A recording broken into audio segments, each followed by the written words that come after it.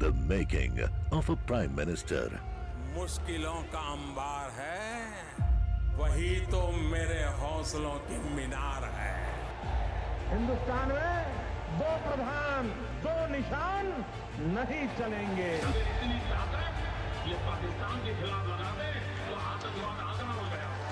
हम चुनौतियों से टकरा रहे हैं। सर्जिकल स्ट्राइक और एयर स्ट्राइक करके नए भारत के सामर्थ्य का संदेश भी दे दिया है। तुम उठो, तिरंगा लहरा दो। जननायक नरेंद्र मोदी के 20 वर्ष पुराने भाषणों पर आधारित एक बेहद लोकप्रिय कार्यक्रम। क्या कहते हैं नरेंद्र मोदी?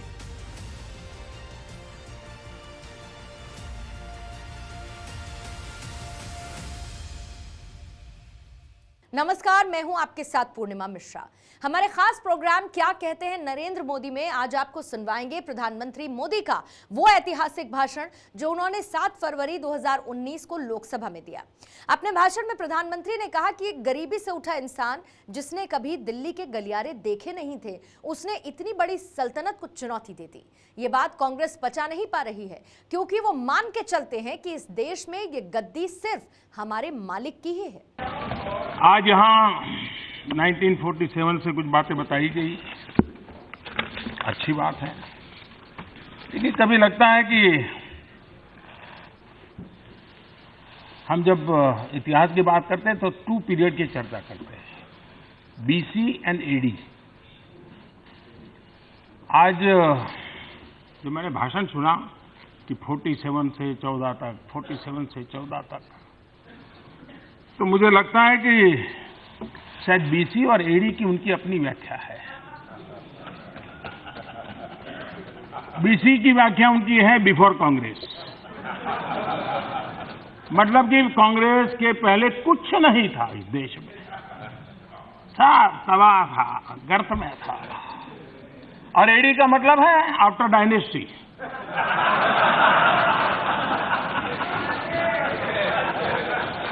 यानी जो कुछ भी हुआ तो उन्हीं के बाद हुआ। लेकिन आखिर के किसी काम को कंपैरेटिव देखना ही पड़ता है, और वो बुरा है ऐसा मानने का कोई कारण नहीं। हमने इतना विचलित क्यों होना चाहिए? 4.5 साल पहले क्या होता था और आज क्या है, 4.5 साल में किस प्रकार से हम आगे बढ़े हैं। भारत 4.5 साल में 10वें 11 नंबर की अर्थव्यवस्था से आज 6ठे नंबर पर पहुंच गया। और ये भूलिए मत कि जब 11 नंबर पर पहुंचे थे तब इसी सदन में यहां पर बैठे हुए लोगों ने, जो कि आज वहां भी नहीं दिखते हैं, उन्होंने 11 पर पहुंचने का बड़ा गौरवगान किया था। मैं समझ नहीं पाता हूं जिनको 11 पर पहुंचने में गौरव दिखता था, उनको 6 पर पहुंचने में पीड़ा क्यों, दर्द क्यों? पहले की तुलना में सबसे ज्यादा फॉरेन डायरेक्ट इन्वेस्टमेंट आज भारत में आ रहा है। मेक इन इंडिया की ताकत मैन्युफैक्चरिंग के नए प्रतिमान प्रस्थापित कर रही है, लेकिन विपक्ष में है, विरोध करना जरूरी है, विरोध करना चाहिए, मोदी की आलोचना करनी चाहिए, हमारी नीतियों की आलोचना करनी चाहिए, अच्छी बात है, लोकतंत्र में बहुत जरूरी भी है। लेकिन मैं देख रहा हूं कि हम मोदी की आलोचना करते करते, बीजेपी की आलोचना करते करते देश की बुराई करने में लग जाते हैं। इससे देश हम में से किसी को भी गलती से भी देश की बुराई हो ऐसी बातें नहीं करनी चाहिए। बहुत सी बातें हैं। लंदन में जाकर के प्रेस कॉन्फ्रेंस कर करके देश की क्या इज्जत बढ़ा रहे हो, झूठी प्रेस कॉन्फ्रेंस करके, और आप मुझे पूछ रहे हो, नहीं आज मुझे पूछ रहे हो कि क्या कौन कुछ नहीं कहा। अच्छा है, मैं अपनी मर्यादा में रहूं, वही ज्यादा अच्छा है। आज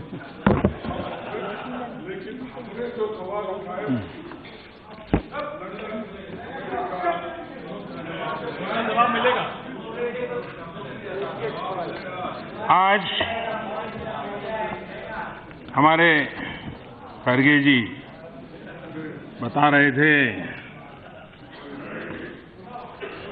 कि मोदी जी जो बाहर पब्लिक में बोलते हैं, राष्ट्रपति जी ने वही बात सदन में भी कही।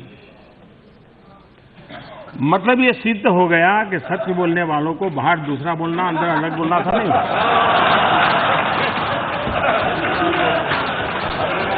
जो सच बोलता है वो बाहर भी वही बोलता है, अंदर भी वही बोलता है। तो मैं आपका बहुत आभारी हूं कि आपने इस बात को रजिस्टर किया कि हम सच बोलते हैं, पब्लिक मीटिंग में भी सच बोलते हैं, जनसभा में भी सच बोलते हैं, लोकसभा में भी सच बोलते हैं, और प्रधानमंत्री भी सच बोलता है, राष्ट्रपति जी भी सच बोलते हैं।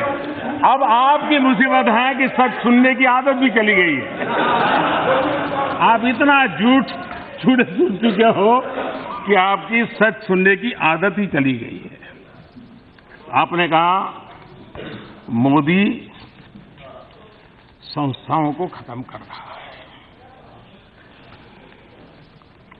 बर्बाद कर रहा है। हमारे यहाँ एक कहावत है, उल्टा चोर चौकीदार को डांटे।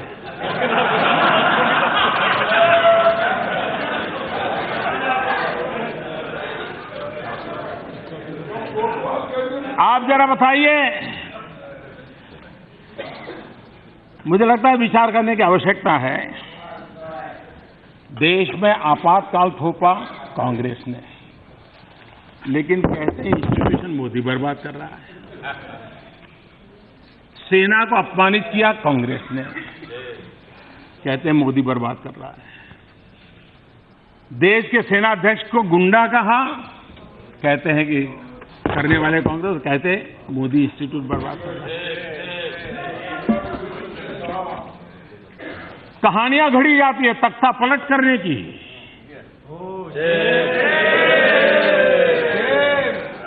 और कितना बड़ा हिंदुस्तान की सेना की इज्जत को आपने कितना बड़ा गहरा घाव दिया। आपको मालूम नहीं है, आपने हफ्ते 2 हफ्ते शायद अपनी राजनीति कर ली होगी, लेकिन ये जो आपने पाप किया है, मैं समझता हूं हमारी सेना के दिलों पर जो घाव लगा है, भारत की सेना तख्ता पलट करने का काम करे। ये आजादी के इतने सालों में अच्छे दिन आए हो, बुरे दिन आए हो, वीक प्रधानमंत्री रहे हो, वीक गवर्नमेंट रही हो, एक सरकार रही हो, मिलीजुली सरकार, कभी देश की सेना ने ऐसा पाप नहीं किया है। हम ये बातें कहते हैं जब अपनी राजनीति के लिए, और इसलिए और मैं मानता हूं कि बहुत बुरा किया हम लोगों ने। हम एक जिम्मेवारी के लोग हैं और शासन में बैठे लोगों के द्वारा इस प्रकार की बातें हो, और आप कहें कि हम संस्थाओं को बर्बाद करने में लगे हुए हैं। चुनाव आयोग, इस देश का चुनाव आयोग विश्व के लिए गौरव का केंद्र बन सकता है। छोटी मोटी शिकायतें रहने के बाद भी सभी राजनीतिक दल चुनाव आयोग की निर्णयों को मान करके चल रहे हैं। क्या हम उसको भी बर्बाद करके रहेंगे? हम आज उस पर बर्बाद करने में लगे हुए हैं। क्या हम उसकी दिशा में भी कुछ सोच सकते हैं क्या?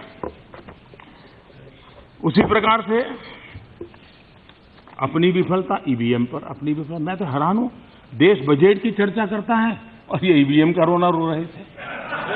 ये कितनी, यानी आप इतने डरे हुए, क्या हो क्या गया है आप लोगों को?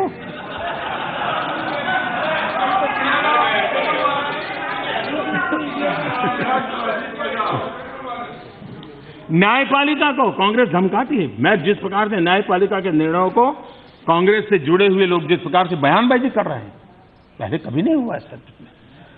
न्यायपालिका का निर्णय अच्छा हो बुरा हो, लेकिन उसका सम्मान इसलिए किया जा रहा है क्योंकि इंस्टीट्यूशन आखिर बचानी पड़ेगी। लेकिन हमें पसंद ना हो तो कुछ भी बोलते हैं, कुछ भी बुलवा लें, कुछ भी लिखवा दें। आप पूरी जुडिशरी को डराने के लिए महाभियोग के नाम से पूरी व्यवस्थाओं को हिलाने के लिए कोशिश की, और आप हमें कह रहे हो।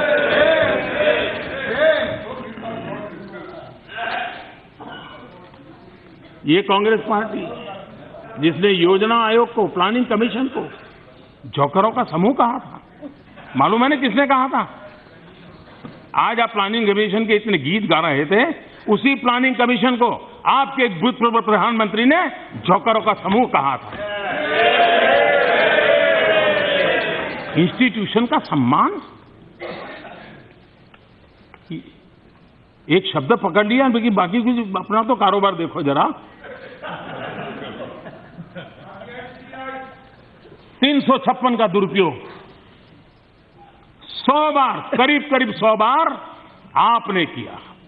चुनी हुई सरकारों को आपने बर्खास्त कर दिया, और श्रीमती इंदिरा गांधी ने अकेली ने 50 बार किया उसका उपयोग, 50 बार सरकारों को गिराया।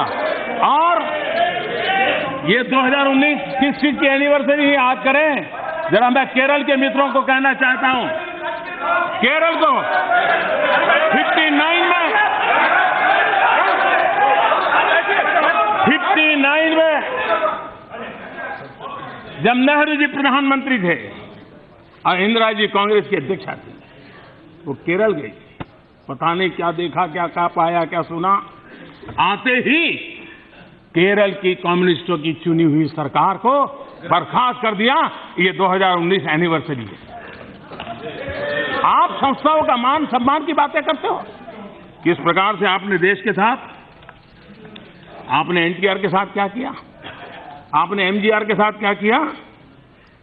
इतना ही नहीं, आपने मंत्रिमंडल के निर्णय, कैबिनेट का डिसीजन प्रेस कॉन्फ्रेंस में जाकर कैसे फाड़ रहे? कौन सी सेंसिटी, कौन सी संस्थाओं का सम्मान। और इसलिए कृपा करके मोदी पर उंगली उठाने से पहले ये आपको पता होना चाहिए कि आपकी 4 उंगली आपकी तरफ होती है। और इसलिए आमतौर पर मेरी, खड़गे जी एक डिसेंट व्यक्ति है, उसमें कोई, लेकिन पता नहीं क्या मजबूरी है, इस मुसीबत में फंसे हैं कि एक डिसेंट व्यक्ति हर बार डिसेंट, हर बार डिसेंट, हर बार डिसेंट।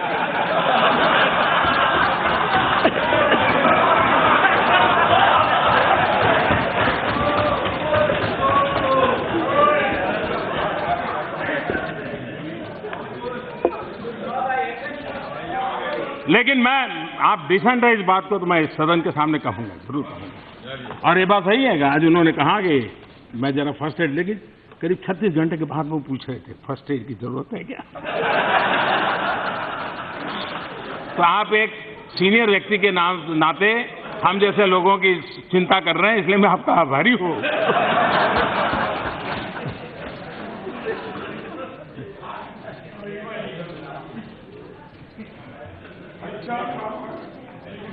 अध्यक्ष महोदय जी, इन सारी मुसीबत के मूल में एक सबसे बड़ा कारण यह है कि एक गरीबी से उठा हुआ इंसान जिसने कभी दिल्ली के गलियारे देखे नहीं थे, उसने इतनी बड़ी सल्तनत को चुनौती दे दी, वो पचा नहीं पा रहे। तो ये मान के चलते हैं कि हम तो इस बस देश पर गद्दी हमारे मालिकी की है, वो ऐसा एक कोने में पड़ा हुआ इंसान आके यहाँ, ये बात इनके दिमाग से जाती नहीं है। वो जो नशा है, वो नशा परेशानी करता है। The making of a prime minister.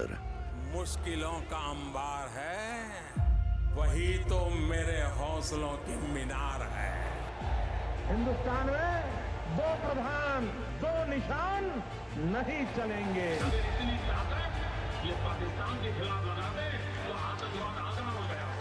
हम चुनौतियों से टकरा रहे हैं, सर्जिकल स्ट्राइक और एयर स्ट्राइक करके नए भारत के सामर्थ्य का संदेश भी दे दिया है। तुम उठो, तिरंगा लहरा दो। जननायक नरेंद्र मोदी के 20 वर्ष पुराने भाषणों पर आधारित बेहद लोकप्रिय कार्यक्रम क्या कहते हैं नरेंद्र मोदी